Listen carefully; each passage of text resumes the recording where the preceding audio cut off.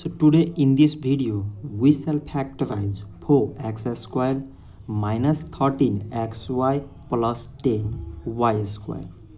So for factorize this first expression and last expression, both are same. So 4 times 10 mean 40. So now we have to keep here such a number that it multiplication becomes 40. So it is 8 times 5 mean 40. So it is minus 8xy minus 5xy.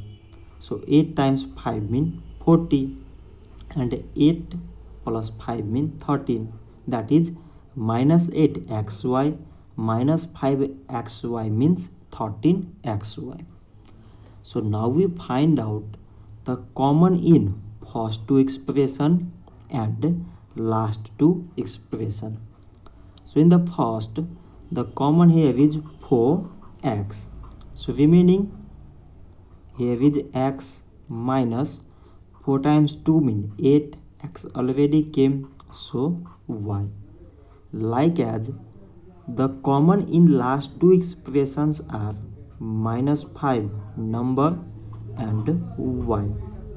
So remaining 5 also came, y also came. Remaining x minus 5 times 2 mean 10, 1y came, so y. So now we again find out common in this first and last expression.